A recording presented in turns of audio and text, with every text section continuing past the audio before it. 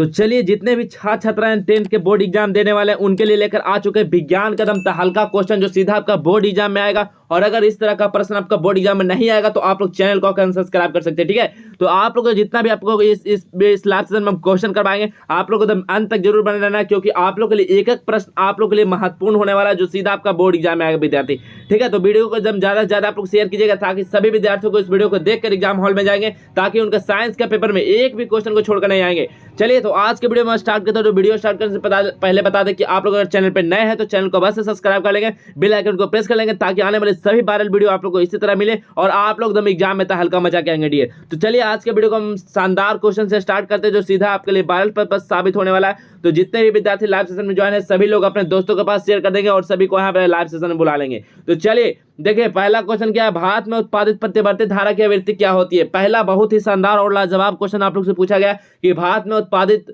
प्रतिवर्ती विद्युत धारा की आवृत्ति क्या होती है। हमेशा बार बार ये एग्जाम में क्वेश्चन पूछा जाता है। तो बताइए, भारत में जो प्रतिवर्ती विद्युत धारा की आवृत्ति कितना होती है, तो 50 हर्ट्ज होती है, ठीक है। 50 हर्ट्ज होती है, आप लोग याद रखना 50 हर्ट्ज। आप लोगों को घर में तक कितना आवृत्ति आती है, तो 50 हर्ट्ज ही आती है। ऑप्शन नंबर है बिल्कुल एकदम बिल्कुल सही हो जाएगा, 50 हर्ट्ज और 220 वोल्ट होता है, ठीक है। तो आप लोग को याद रखना है, ये भी क्वेश्चन आपको बोर्ड एग्जाम में पूछा है, तो ऑप्शन नंबर है बिल्कुल इसका सही आंसर हो जाएगा। चलिए नेक्स्ट क्वेश्चन की ओर बढ़ते हैं हम लोग। तो नेक्स्ट क्वेश्चन क्या हो जाएगा कि जब सूर्य का प्रकाश वायुमंडल से गुजरता है तो वायुमंडल को सूक्ष्म कण किस रंग के प्रकाश की अधिक प्रबलता पर किरण करते हैं। बताइए, जब सूर्य का प्रकाश वायुमंडल से गुजरता है तो वायु के सूक्ष्म कण किस रंग के प्रकाश को अधिक प्रबलता से प्रकीर्णन करते हैं। तो किसको करते हैं, ऑप्शन में दिएगा लाल को, नारंगी को, हरा को या नीला को। तो किसको करते हैं, तो नीला को करते हैं। ऑप्शन नंबर डी बिल्कुल सही आंसर हो जाएगा नीला। चलिए नेक्स्ट क्वेश्चन की ओर चलते हैं विद्यार्थी। नेक्स्ट क्वेश्चन देखिए क्या है कि निम्नलिखित में से कौन सा उत्तल दर्पण की फोकस दूरी जिसकी वक्रता त्रिज्या 32 सेंटीमीटर है। तो बताइए उसका फोकस दूरी क्या हो जाएगा। अगर उसका वक्रता त्रिज्या 32 है तो उसका फोकस दूरी क्या हो जाएगी, तो फोकस दूरी कितना हो जाएगी।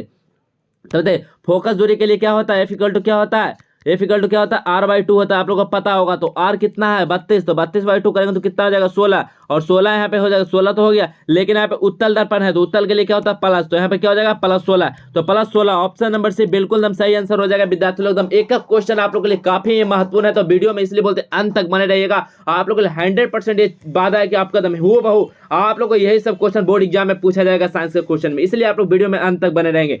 चलिए हम लोग नेक्स्ट क्वेश्चन जो कि काफी लाजवाब और शानदार क्वेश्चन की ओर बढ़ते हैं, जो कि 4 नंबर देखिए आप लोग एकदम बवाल करके आना है, एकदम क्वेश्चन पेपर एकदम हल्का मचा के आना है। यदि किसी बिंब का प्रतिबिंब का आवर्धन ऋणात्मक हो तो उस प्रतिबिंब की प्रकृति क्या हो जाएगी, ठीक है। बताना है कि अगर कोई भी हम लोग का प्रतिबिंब है उसका आवर्धन अगर आवर्धन क्षमता जो होती है वो ऋणात्मक होगा तो उस प्रतिबिंब की प्रकृति क्या हो जाएगी, तो उस प्रतिबिंब की प्रकृति क्या हो जाएगी, तो वास्तविक और उल्टा हो जाएगा, ठीक है। अगर वास्तविक और उल्टा होगा तो उसका आवर्धन क्षमता क्या होगा, ऋणात्मक होगा। ऑप्शन नंबर ए बिल्कुल सही होगा, एकदम याद रखना है सभी क्वेश्चन को। चलिए नेक्स्ट क्वेश्चन क्या है, गोलीय दर्पण के परिवर्तक पृष्ठ के वृत्ताकार सीमा रेखा का व्यास क्या कहलाता है। गोलीय दर्पण के जो परिवर्तक पृष्ठ की जो वृत्ताकार सीमा रेखा का व्यास क्या कहलाता है, तो उसका व्यास क्या कहलाता है डियर, बताइए व्यास क्या कहलाता है, मुख्य फोकस कहलाता है, वक्रता त्रिज्या कहलाता है, प्रधान अक्ष कहलाता है, यह गोलीय दर्पण का द्वारा कहलाता है। तो क्या कहलाता है, तो ये जो कहलाता है जो गोलीय दर्पण का द्वारा कहलाता है, ठीक है, क्योंकि गोलीय दर्पण के परिवर्तक पृष्ठ के वृत्ताकार सीमा रेखा का व्यास से गोलीय दर्पण का द्वारा खींचा लाएगा। तो ऑप्शन नंबर डी इसका बिल्कुल सही आंसर हो जाएगा। चलिए नेक्स्ट क्वेश्चन। नेक्स्ट क्वेश्चन देखिए क्या है, नेत्र में प्रवेश करने वाले प्रकाश की किरणों का अधिकांश अपवर्तन कितना होता है। नेत्र में जो प्रवेश करने वाले प्रकाश का किरणें हैं वो अधिकांश अपवर्तन होता है कहाँ पे, नेत्रोद अंतर पृष्ठ पे या नेत्र के अंतर पृष्ठ पे या कॉर्निया के बाहरी पृष्ठ पे या इनमें से कोई नहीं। तो नेत्र में प्रवेश करने वाले प्रकाश किरणें का अधिकांश अपवर्तन कहाँ होता है, तो कहाँ होता है विद्यार्थी, तो इनमें से कहीं नहीं होता, ठीक है। ऑप्शन नंबर डी बिल्कुल सही हो जाएगा। चलिए नेक्स्ट क्वेश्चन, नरौरा नाभिकीय विद्युत संयंत्र किस राज्य में स्थित है। बताइए नरौरा जो है, ठीक है, नरौरा नाभिकीय विद्युत संयंत्र किस राज्य में स्थित है, किस राज्य में स्थित है आप लोगों को कमेंट करना है। तो किस राज्य में स्थित है, तो राजस्थान में है, महाराष्ट्र में है, उत्तर प्रदेश में है, गुजरात में। तो नरौरा बताइए, नरौरा जो नाभिकीय विद्युत संयंत्र किस राज्य में स्थित है, तो ये यूपी में है, ठीक है, उत्तर प्रदेश में। आप लोग याद रखना उत्तर प्रदेश में। ऑप्शन नंबर सी बिल्कुल सही हो जाएगा, यूपी में। चलिए नेक्स्ट क्वेश्चन, निम्नलिखित में से कौन सा बूझा हुआ चूना का फॉर्मूला। बताइए निम्नलिखित में जो ऑप्शन में दिया गया इसमें से बूझा हुआ चूना का फॉर्मूला क्या है। बताइए CaOH या CaOH को हॉल्ट या CaCO3 या Ca। तो बताइए देखिए Ca तो बिल्कुल नहीं होगा, कैल्शियम का होता है। ये देखिए क्या होगा, तो बताइए बूझा हुआ चूना का फॉर्मूला क्या होता है, तो बूझा हुआ चूना का फॉर्मूला होता है CaOH के हॉल्ट वाइज होता है, ठीक है। तो ऑप्शन नंबर क्या होगा, तो ऑप्शन नंबर बी बिल्कुल सही हो जाएगा। बूझा हुआ चूना आपसे पूछा जाए तो CaOH के हॉल्ट वाइज मारना है। चलिए नेक्स्ट क्वेश्चन। नेक्स्ट क्वेश्चन है जेडेन, ठीक है, जिंक प्लस CuSO4 को जब हम लोग रिएक्शन करवाते हैं तो ZnSO4 बनता है, प्लस CO को अलग कर देता है। तो दी गई रासायनिक अभिक्रिया ये कौन से अभिक्रिया कहला जाएगी, तो बताइए ये कौन सी अभिक्रिया कहलाएगी। तो देखिए यहाँ पे क्या करा, जिंक के साथ यहाँ पे सल्फर ऑक्साइड देखिए जिंक के साथ कनेक्ट हो रहा है और कॉपर को अलग कर दे रहा है। तो ये कौन सी अभिक्रिया हो जाएगा, तो ये विस्थापन अभिक्रिया हो रही है, ठीक है। तो ऑप्शन नंबर बी बिल्कुल सही हो जाएगा, विस्थापन अभिक्रिया। चलिए नेक्स्ट क्वेश्चन, बेंजीन का अनुभार कितना होता है बताइए। बेंजीन का, तो बेंजीन का फॉर्मूला क्या होता है, C6H6 होता है, ठीक है, C6H6। इसका अनुभार पूछा आप लोग से, तो इसका अनुभार कितना होता है बताइए।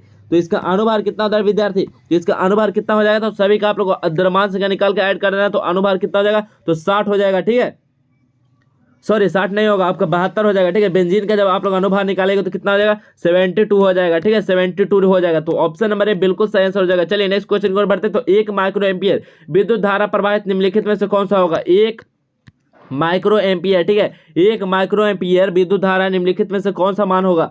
तो बताइए इसका करेक्ट आंसर क्या होता है, 1 माइक्रो। तो माइक्रो बराबर कितना होता है, तो 10⁻⁻6 होता है, तो 1 है और इंटू 10⁻⁻6 एम्पियर, तो कितना हो जाएगा, तो 10⁻⁻6 एम्पियर। ऑप्शन नंबर क्या होगा, तो ऑप्शन नंबर सी बिल्कुल इसका सही आंसर हो जाएगा। चलिए नेक्स्ट क्वेश्चन को बढ़ते हैं। नेक्स्ट क्वेश्चन देखिए क्या है, किसी क्षण चुंबक के अंदर चुंबकीय क्षेत्र रेखाओं की दिशा क्या होती है। यदि किसी क्षण के चुंबक के अंदर चुंबकीय क्षेत्र रेखाओं की जो दिशा होती है वो किस तरह की दिशा होती है, तो दक्षिण ध्रुव से उत्तर ध्रुव होती है, ठीक है, दक्षिणी से मतलब साउथ से नॉर्थ पोल की तरह होती है। तो ऑप्शन नंबर बी बिल्कुल सही हो जाएगा, दक्षिण ध्रुव से उत्तर ध्रुव। चलिए नेक्स्ट क्वेश्चन देखिए क्या है, घरेलू विद्युत परिपथ में उदासीन तार का रंग कैसा होता है बताइए। घरेलू जो विद्युत परिपथ में उदासीन तार का रंग होता है, तो उदासीन तार, ठीक है, मतलब अर्थ वायर होता है, जो अर्थ वायर होता है उसका कलर कैसा होता है, तो उसका कलर होता है जो काला होता है। ऑप्शन नंबर सी बिल्कुल सही आंसर हो जाएगा, काला। चलिए नेक्स्ट क्वेश्चन। नेक्स्ट क्वेश्चन है क्या, किस युक्ति में जो होता है विद्युत वलय दिक् परिवर्तन का कार्य करता है बताइए। किस युक्ति में जो विद्युत वलय होता है वो दिक् परिवर्तन का कार्य करता है। तो किस में कार्य करता है, तो विद्युत मोटर में जो है वो क्या करता है कि वो विद्युत वलय दिक् परिवर्तन की कार्य करता है। तो ऑप्शन नंबर बी बिल्कुल सही हो जाएगा, विद्युत मोटर में करता है। तो ऑप्शन नंबर बी बिल्कुल सही आंसर हो जाएगा। चलिए नेक्स्ट क्वेश्चन, जल विद्युत संयंत्र किस ऊर्जा को विद्युत ऊर्जा में परिवर्तित करता है। जो जल विद्युत संयंत्र होता है ये किस ऊर्जा को विद्युत ऊर्जा में रूपांतरण करता है। तो किस ऊर्जा में करता है विद्यार्थी, तो बताइए किस ऊर्जा में करता है, तापीय ऊर्जा, नाभिकीय ऊर्जा, सौर ऊर्जा या स्थितिज ऊर्जा। तो ये स्थितिज ऊर्जा को करता है, किसको करता है, तो स्थितिज ऊर्जा में कन्वर्ट कर देता है, ठीक है। तो ऑप्शन नंबर डी बिल्कुल सही आंसर हो जाएगा, स्थितिज ऊर्जा। चलिए नेक्स्ट क्वेश्चन क्या है, जब यहाँ पे देखिए क्या है, जब मैग्नीशियम फीता को जलाया जाता है तो उत्पन्न आग की लौ कैसी होती है। जब हम लोग मैग्नीशियम फीता को जलाएंगे तो जो उसमें से आग होगा उसमें आग का लौ किस कलर का होगा। तो किस कलर का होगा विद्यार्थी, तो चमकीला उजला लौ प्राप्त होगा, ठीक है, जब हम लोग मैग्नीशियम फीता को जलाएंगे। तो ऑप्शन नंबर सी बिल्कुल सही आंसर हो जाएगा। चलिए नेक्स्ट क्वेश्चन है कि एक जांच प्रश्नली के लिए गए बिलियन में एक लोटे की कीट को डुबाया गया, आधे घंटे के बाद यह देखा गया कि बिलियन का रंग परिवर्तित हो चुका। उस जांच प्रणाली में बिलियन, वो कैसा बिलियन था बताइए, उस जांच प्रणाली में कैसा बिलियन था, तो कैसा बिलियन था, तो ऐसा दिखा, तो यहाँ पे CuSO4 था, ठीक है, CuSO4 था। तो ऑप्शन नंबर बी बिल्कुल सही हो जाएगा। चलिए नेक्स्ट क्वेश्चन, काफी एकदम लाजवाब क्वेश्चन, जो आपके लिए एकदम बहुत ही इंपॉर्टेंट क्वेश्चन, जो सीधा बोर्ड एग्जाम में आपका पूछा जाएगा। ये क्वेश्चन आप लोग लिख लीजिए, VVI क्वेश्चन, ये सभी क्वेश्चन आप करवा रहे हैं आपके लिए मोस्ट इंपॉर्टेंट VVI, जो सीधा आपके वायरल प्रश्न साबित होगा और आपको 100% यही सब क्वेश्चन आएगा बोर्ड एग्जाम में, ठीक है। तो बताइए निम्नलिखित में से कौन सा यंत्र का उपयोग रक्त दाब मापने के लिए हम लोग करते हैं। बताइए निम्नलिखित में से कौन सा आप लोग जो कौन सा यंत्र का उपयोग हम लोग रक्त दाब मापने के लिए करते हैं। तो बताइए 18 का करेक्ट आंसर क्या हो जाएगा, तो किसको करते हैं, तो साइफनोगोमैनोमीटर को करते हैं, ठीक है, किसको करते हैं, तो साइफनोगोमैनोमीटर को करते हैं। तो ऑप्शन नंबर सी बिल्कुल इसका सही आंसर हो जाएगा। चलिए नेक्स्ट क्वेश्चन क्या है, रक्त का कौन सा अवयव रक्त स्राव के मार्ग को रक्त का थक्का बनाकर अवरुद्ध करता है। बताइए इसमें से रक्त का कौन सा जो अवयव है जो रक्त स्राव के मार्ग को रक्त को थक्का बनाकर क्या करता है, रोक देता है। तो कौन सा हो जाएगा, तो 19 का करेक्ट आंसर क्या होता है, प्लेटलेट्स होता है, ठीक है, प्लेटलेट्स। ऑप्शन नंबर सी बिल्कुल सही आंसर हो जाएगा। चलिए नेक्स्ट क्वेश्चन, आकुटी ग्रंथि को थायरॉक्सिन हार्मोन बनाने के लिए क्या आवश्यक है। आकुटी ग्रंथि जो है इसको थायरॉक्सिन हार्मोन बनाने के लिए क्या आवश्यक होता है। तो क्या आवश्यक होता है डियर, बताइए, तो क्या आवश्यक होता है, सोडियम होता है, क्लोरीन होता है, फास्फोरस होता है, या इनमें से सभी होता है, क्या होता है। तो आकुटी ग्रंथि को थायरॉक्सिन हार्मोन बनाने के लिए इसमें से जो सोडियम का भी जरूरत होता है, क्लोरीन का भी और फास्फोरस का भी। तो इसलिए इसका correct answer option number D हो जाएगा, इनमें सभी का होता है। चलिए नेक्स्ट क्वेश्चन, नेक्स्ट क्वेश्चन क्या है, मस्तिष्क का कौन सा भाग शरीर की स्थिति तथा संतुलन का अनुरक्षण करता है? बताइए, मस्तिष्क का कौन सा भाग शरीर की स्थिति तथा संतुलन का अनुरक्षण करता है? कौन करता है? अग्र मस्तिष्क करता है, मध्य मस्तिष्क करता है, अनुमस्तिष्क करता है, या इनमें से सभी करता है? तो कौन करता है विद्यार्थी? तो बताइए इसका करेक्ट आंसर क्या हो जाएगा? तो क्या हो जाएगा? तो ऑप्शन नंबर सी, अनुमस्तिष्क करता है। मस्तिष्क का भाग जो संतुलन कौन करता है शरीर का? तो अनुमस्तिष्क करता है। ऑप्शन नंबर सी बिल्कुल सही आंसर हो जाएगा। चलिए नेक्स्ट क्वेश्चन। नेक्स्ट क्वेश्चन, पादप हार्मोन साइटोकाइनिन सहायक किसमें है? पादप हार्मोन जो साइटोकाइनिन है वो किसके लिए सहायक है? परोह के अग्रभाग की लंबाई में वृद्धि के लिए, तने की वृद्धि के लिए, पादप का प्रकाश की ओर मोड़ने के लिए, इनमें से सभी के लिए? तो पादप हार्मोन मतलब साइटोकाइनिन सहायक किसमें होता है? तो ये जो सहायक होता है ये परोह के अग्रभाग की लंबाई में वृद्धि के लिए भी होता है, तने की वृद्धि के लिए भी होता है, पादप प्रकाश की ओर मुड़ने के लिए भी होता है। तो इसलिए इसका correct answer option number D हो जाएगा, इनमें सभी। चलिए नेक्स्ट क्वेश्चन। नेक्स्ट क्वेश्चन देखिए क्या है, कोई बिलियन, ठीक है, कोई बिलियन है जो नीले लिटमस पत्र को लाल कर देता है, तो उसका पीएच मान संभवतः कितना होगा? बताइए, कोई बिलियन जो है वो नीले लिटमस पत्र को लाल कर देता है तो उसका संभवतः मान कितना हो जाएगा? तो कितना हो जाएगा विद्यार्थी बताइए? जब कोई नीला लिटमस को लाल कर देता है मतलब क्यों क्या होगा? एसिड होगा। तो एसिड का कितना होता है पीएच मान? तो 7 से कम होता है। तो ऑप्शन में देखिए 7 से कम क्या है? 5 है। तो ऑप्शन नंबर ए बिल्कुल करेक्ट हो जाएगा, 5। ठीक है, चलिए नेक्स्ट क्वेश्चन। ऑक्जेलिक अम्ल का प्राकृतिक स्रोत निम्नलिखित में से कौन है? ऑक्जेलिक अम्ल का जो प्राकृतिक स्रोत है, ऑक्जेलिक अम्ल किसमें पाया जाता है? संतरा में, टमाटर में, सिरका में, इमली में? इससे तो आपको 2 क्वेश्चन एकदम कंफर्म आप लोग लिख लीजिए कि ऑक्जेलिक अम्ल का प्राकृतिक स्रोत निम्नलिखित में से कौन सी है? तो कौन सा किसमें ऑक्जेलिक अम्ल पाया जाता है? तो टमाटर में क्या होता है? ऑक्जेलिक अम्ल पाया जाता है। ऑप्शन नंबर बी बिल्कुल सही आंसर हो जाएगा। चलिए नेक्स्ट क्वेश्चन। निम्नलिखित में से कौन से अधिक अभिक्रियाशील धातु? बताइए, सबसे अधिक अभिक्रियाशील धातु निम्नलिखित में से कौन है? तो सबसे अधिक क्रियाशील धातु निम्नलिखित में से कौन है? बताइए कौन हो जाएगा? तो पोटेशियम है सबसे अधिक अभिक्रियाशील धातु। ऑप्शन नंबर डी बिल्कुल सही आंसर हो जाएगा। चलिए नेक्स्ट क्वेश्चन को बढ़ते हैं। नेक्स्ट क्वेश्चन क्या है? एक्वारेजिया, ठीक है, एक्वारेजिया किस अनुपात में सांद्र हाइड्रोक्लोरिक अम्ल तथा सांद्र नाइट्रिक अम्ल ताजा मिश्रण बनाता है? बताइए। तो 26 का करेक्ट आंसर। तो 26 का देखिए, अगर हाइड्रोक्लोरिक अम्ल सांद्र नाइट्रिक अम्ल के बनाता है तो 3:1 हो जाएगा। अगर आप लोग पूछेंगे नाइट्रिक अम्ल हाइड्रोक्लोरिक अम्ल सांद्र बनाता है तो 1:3 होगा। तो याद रखना, यहाँ पे देखिए आप लोग पहले हाइड्रोक्लोरिक अम्ल है तो 3:1 हो जाएगा। ऑप्शन नंबर सी बिल्कुल सही आंसर हो जाएगा इसका। चलिए नेक्स्ट क्वेश्चन। तो नेक्स्ट क्वेश्चन क्या है कि CHO का प्रयोगात्मक समूह निम्नलिखित में से कौन है? बताइए, CHO किसका होता है? किसका होता है बताइए? प्रयोगात्मक समूह किसका होता है? तो CHO से किसको हम लोग डिनोट करते हैं? तो एल्डिहाइड का होता है। क्या होता है? एल्डिहाइड का होता है। CHO किसका होता है? एल्डिहाइड का। तो ऑप्शन नंबर डी बिल्कुल सही हो जाए, एल्डिहाइड। चलिए नेक्स्ट क्वेश्चन। प्रोपेन का आणविक सूत्र क्या है? C3H8 है, ठीक है, C3H8 है। इसमें से आप लोग पूछा है C3H8 में, इसमें से आप लोग पूछा है कि कितने सहसंयोजक अबंध है। तो कितने सहसंयोजक अबंध है आप लोग कमेंट कीजिए, कितने हो जाएंगे? तो बताइए C3H8 में कितने हो जाएगा? तो यहाँ पे 10 सहसंयोजक अबंध हो जाएंगे। ऑप्शन नंबर डी बिल्कुल इसका सही आंसर हो जाएगा 28 का। चलिए नेक्स्ट क्वेश्चन। नेक्स्ट क्वेश्चन है आधुनिक आवर्त सारणी में, ठीक है, आधुनिक आवर्त सारणी में बाईं से दाईं ओर हम लोग जाएंगे। जब बाईं से हम लोग जब दाईं ओर की ओर जाते हैं तो परमाणु आकार क्या होता है? परमाणु साइज क्या होता है उसका? तो परमाणु साइज क्या होता है? बढ़ता है, घटता है, या कांस्टेंट रहता है, या इनमें से कोई नहीं? तो जब आवर्त सारणी में हम लोग बाईं से दाईं ओर जाएंगे तो परमाणु साइज क्या होता है? तो परमाणु साइज वहां पे घट जाता है। ऑप्शन नंबर बी बिल्कुल सही आंसर हो जाएगा। चलिए नेक्स्ट क्वेश्चन। आधुनिक आवर्त सारणी में कितने ऊर्ध्वाधर स्तंभ होते हैं? बताइए ऊर्ध्वाधर स्तंभ कितने होते हैं आवर्त सारणी में? तो आधुनिक आवर्त सारणी में कितने ऊर्ध्वाधर स्तंभ होते हैं? तो 18 होते हैं, ठीक है, 18 होते हैं। आप लोग यहाँ खड़ा कितना होता है? तो 18 होता है, ठीक है। तो ऑप्शन नंबर क्या होगा? तो ऑप्शन नंबर डी बिल्कुल सही आंसर हो जाएगा। चलिए नेक्स्ट क्वेश्चन। नेक्स्ट क्वेश्चन देखिए क्या है? एक छात्र, ठीक है, एक छात्र जांच परख नली में लिए गए सोडियम बाइकार्बोनेट के तनु विलयन में सार्वभौम सूचक की कुछ बूंद मिलाता है तो निम्नलिखित में से कौन सा रंग दिखेगा? तो कौन सा रंग दिखेगा विद्यार्थी? तो वहां पे नीला रंग दिखेगा। ऑप्शन नंबर ए बिल्कुल सही आंसर हो जाएगा, नीला रंग दिखेगा। निम्न में से कौन सा आहार श्रृंखला का निर्माण करता है? बताइए, जो ऑप्शन में दिया गया इसमें से बताइए कि कौन है ऐसा जो आहार श्रृंखला का निर्माण कर रहा है, ठीक है, आहार श्रृंखला का निर्माण। तो कौन कर रहा है? तो देखिए, घास बकरी खा रहा है, फिर बकरी को क्या खा रहा है? मानव, ठीक है। तो ये क्या कर रहा है? आहार श्रृंखला को यहाँ पे निर्माण कर रहा है। तो क्या हो जाएगा? तो ऑप्शन नंबर बी बिल्कुल सही आंसर हो जाएगा। चलिए नेक्स्ट क्वेश्चन। नेक्स्ट क्वेश्चन क्या? स्लाइड को सर्वप्रथम कंपाउंड माइक्रोस्कोप से देखा जाता है। बताइए कितना एक्स पे देखा जाता है? कितना उसको जूम करता है? स्लाइड को सर्वप्रथम कंपाउंड माइक्रोस्कोप से देखा जाता है। कितना पे देखा जाता है?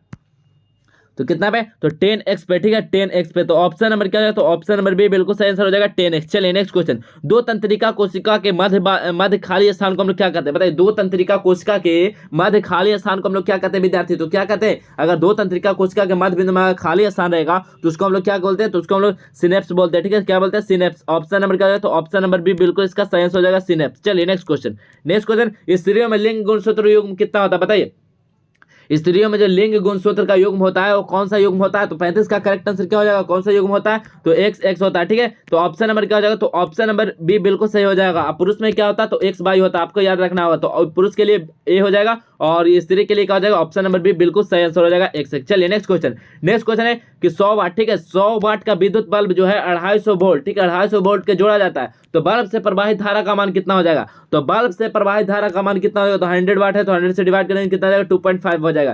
तो बताइए 36 का ऑप्शन नंबर क्या हो जाएगा? तो 36 का हमें 36 का ऑप्शन नंबर बी बिल्कुल करेक्ट हो जाएगा, 0.4 एम्पियर हो जाएगा। ठीक है, 0.4 एम्पियर। चलिए नेक्स्ट क्वेश्चन, वंशागत नियमों का प्रतिपादन किसने किया था? बताइए वंशागत जो नियम है वो किसने प्रतिपादन किए थे? चार्ल्स डार्विन ने, रॉबर्ट हुक ने, जेसी बोस ने या ग्रेगर जॉन मेंडल ने? तो बताइए 37 का करेक्ट आंसर क्या होगा? तो ग्रेगर जॉन मेंडल तो ये तो मटर के पौधों पे किए थे एक्सपेरिमेंट। तो बताइए वंशागत नियमों का प्रतिपादन किसने किया था? तो वंशागत नियमों का प्रतिपादन रॉबर्ट हुक किए थे। ठीक है, रॉबर्ट हुक ने। ऑप्शन नंबर बी बिल्कुल सही आंसर होगा, रॉबर्ट हुक। चलिए हाइड्रा में प्रजनन विधि बताइए, हाइड्रा में जो प्रजनन की विधि निम्नलिखित में से कैसा होता है? कार्य प्रवर्धन के द्वारा होता है, बीजाणु समासंग के द्वारा होता है, मुकुलन द्वारा होता है, विखंडन द्वारा होता है? तो हाइड्रा में प्रजनन की विधि निम्नलिखित में से किसके द्वारा होता है? तो जो होता है मुकुलन द्वारा होता है। हाइड्रा में प्रजनन किस विधि के द्वारा होता है? तो मुकुलन द्वारा। ऑप्शन नंबर सी बिल्कुल सही आंसर हो जाएगा, मुकुलन द्वारा। नेक्स्ट क्वेश्चन, पुष्प का कौन सा भाग, ठीक है, आप लोग बताना कि पुष्प का कौन सा भाग जो परागकण बनाता है? पुष्प का कौन सा ऐसा भाग है जो परागकण बनाता है? तो बाह्यदल बनाता है या पंखुड़ी बनाता है, पुंकेसर बनाता है, स्त्री केसर बनाता है? ये सभी क्वेश्चन आप लोग को बोर्ड एग्जाम में प्रीवियस ईयर में पूछा जा चुका है, इसलिए हम आप लोग को बीच ये सब क्वेश्चन लेकर आते हैं। तो बताइए पुष्प का कौन सा भाग परागकण बनाता है? तो पुंकेसर क्या बनाता है? वो परागकण बनाता है। तो ऑप्शन नंबर सी बिल्कुल सही आंसर हो जाएगा। चलिए नेक्स्ट क्वेश्चन क्या है, निम्नलिखित में से कौन सा मानव में मादा जनन तंत्र का भाग नहीं है? बताइए निम्नलिखित में से कौन है जो मानव जनन तंत्र का भाग नहीं है? अंडाशय, गर्भाशय, शुक्रवाहिका या डिंबवाहिनी? कौन इसमें से? बताइए 40 का करेक्ट आंसर क्या हो जाएगा? तो मानव में मादा जनन तंत्र का भाग कौन नहीं है? तो शुक्रवाहिका। ठीक है, शुक्रवाहिका। ऑप्शन नंबर सी बिल्कुल इसका सही आंसर हो जाएगा। ठीक है, तो आज के वीडियो में आप लोग के लिए 40 जो कि काफी महत्वपूर्ण क्वेश्चन थे इस वीडियो में करवाए। आप लोग को बताते हूँ बहु आपको 100% लिख लीजिए, इसी प्रकार का क्वेश्चन आपको एग्जाम में आएगा। और नहीं आता आप लोग इस क्वेश्चन तो आप लोग चैनल को आकर सब्सक्राइब कर लीजिएगा। ठीक है, और अगर आप लोग को वीडियो अच्छा लगे तो लाइक कीजिएगा और अपने दोस्तों के पास शेयर जरूर कीजिएगा। और काफी इंपॉर्टेंट और गेसिंग क्वेश्चन पाने के लिए और आंसर की पाने के लिए आप लोग को गूगल पे सर्च करना होगा जस्ट वेल एजुकेशन। ठीक है, आप लोग जस्ट वेल एजुकेशन सर्च कीजिएगा, आप लोग को सारा पीडीएफ और इंपॉर्टेंट क्वेश्चन आप लोग वहां पे प्रोवाइड किया गया, आप लोग वहां से आसानी से पढ़ पाएंगे। और वहां पे जितना भी आप लोग का इंपॉर्टेंट नोटिस न्यूज आप लोग को जो भी बिहार बोर्ड की तरफ से निकल के आएगा सबसे पहले आप लोग को वहीं पे मिलेगा। ठीक है, तो आप लोग वहां पे जरूर विजिट कर लेंगे। अगर वीडियो अच्छा लगा तो लाइक कीजिएगा, दोस्तों के पास जरूर शेयर कीजिएगा। चैनल पे तो नए हैं तो चैनल को अवश्य सब्सक्राइब कर लीजिएगा। तो चलिए हम मिलते हैं अगले वीडियो में, तब तक के लिए इतना ही। जय हिंद, वंदे मातरम।